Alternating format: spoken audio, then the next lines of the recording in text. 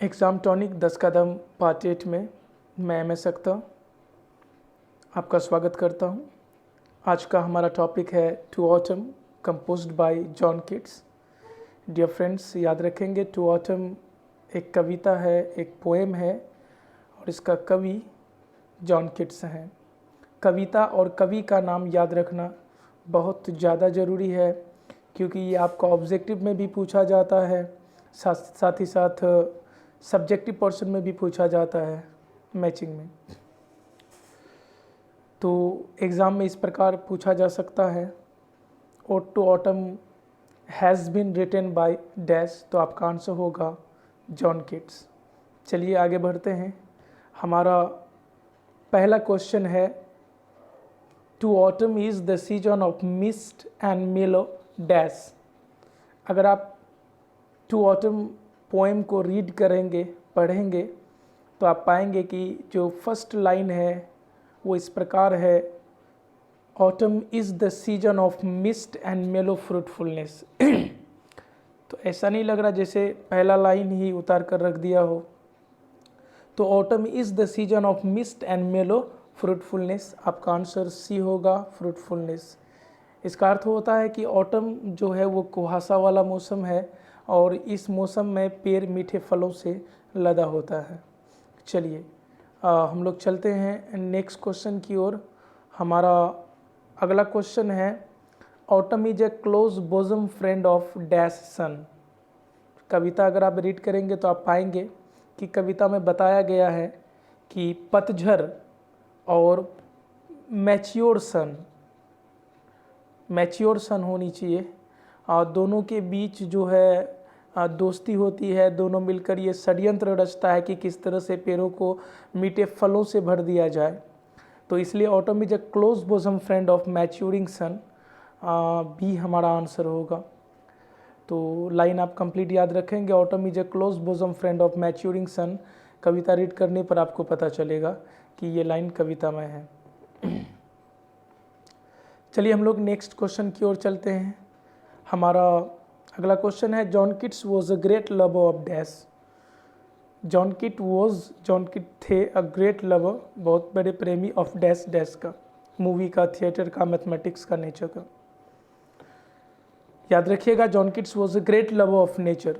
John Keats को nature का, प्रकृति का बहुत बड़ा प्रेमी कहा जाता था। आप इसे याद रखेंगे, John Keats was a great lover of nature. चलिए फोर्थ नंबर में हम लोग चलते हैं। चौथा नंबर में है to autumn has dash stanzas. Stanza का मतलब होता है पैराग्राफ। अगर आप टू ऑटम कविता को देखेंगे तो आप पाएंगे कि टू ऑटम कविता 3 पैराग्राफ में है, अर्थात 3 स्टंजा में है। तो इसलिए होगा ऑटम हैज़ 3 स्टंजास, हमारा आंसर होगा बी। चलिए हम आगे चलते हैं। चलिए हमारा अगला क्वेश्चन है each stanza of to autumn has dash lines. अभी हमने आपको बताया कि वो टू ऑटम कविता को अगर आप देखेंगे तो आप पाएंगे कि टू ऑटम कविता 3 स्टंजा में है, 3 पैराग्राफ में है। वो तीनों पैराग्राफ का लाइन्स अगर आप काउंट कर लेंगे तो प्रत्येक पैराग्राफ में 11 लाइन्स हैं। तो 11-11 लाइन करके है, ओवरऑल 33 लाइन्स हैं उसमें। तो इसलिए आपका आंसर होगा बी। कंप्लीट सेंटेंस आप इस प्रकार याद रखेंगे, each stanza of to autumn has 11 lines. चलिए हमारा अगला क्वेश्चन है autumn is dash favourite season. Autumn dash का प्रिय मौसम होता है, डैश का फेवरेट सीजन होता है। याद रहे ऑटम में ना ज़्यादा गर्मी होती है ना ज़्यादा ठंडी होता है, तो ये मौसम बहुत ही अच्छा होता है मेरे ख्याल से किसानों के लिए जो खेतों में काम करते हैं। इसलिए कवि ने कहा है कि autumn is farmers favourite season, तो ऑप्शन ए होगा। सेंटेंस याद रखेंगे, autumn is farmers favourite season, autumn is farmers favourite season. चलिए आगे बढ़ते हैं। हमारा अगला क्वेश्चन है question number 7, John Keats first poem was published in. John Keats as a कवि जो कविता लिखना शुरू किया, तो उसका पहला कविता कब छपा था, कब प्रकाशित हुआ था। याद रखेंगे जॉन किट्स का पहला कविता 1914 1914 ईस्वी में छपा था। तो आप लाइन इस प्रकार याद रखेंगे, John Keats first poem was published in 1914।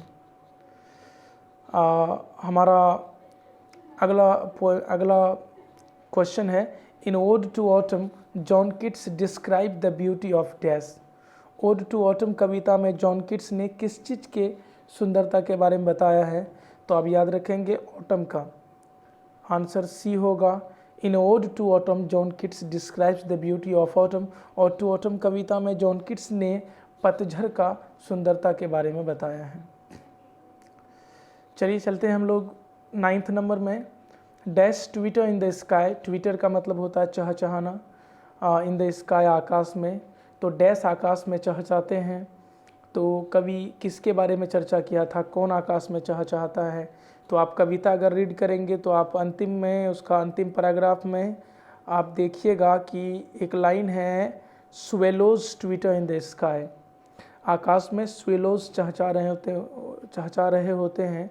Swallows एक प्रकार का बर्ड है और इसी बर्ड को हम लोग अबाबिल भी बोलते हैं। अबाबिल, इसी बर्ड को हम लोग क्या बोलते हैं? अबाबिल।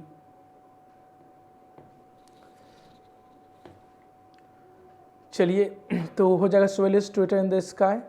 हमारा अगला क्वेश्चन है, the word mist stands for. The word mist, ये जो मिस्ट शब्द है ये किस शब्द के लिए प्रयोग हुआ है? याद रखिएगा, मिस्ट का मतलब होता है कुहासा और फॉग मतलब भी कुहासा होता है, इसलिए the word mist stands for fog. हमारा आंसर ये होगा। तो लाइन इस प्रकार याद रखेंगे, the word mist stands for fog. And thanks for watching my video and जल्दी ही मिलते हैं हम लोग दूसरे पार्ट में।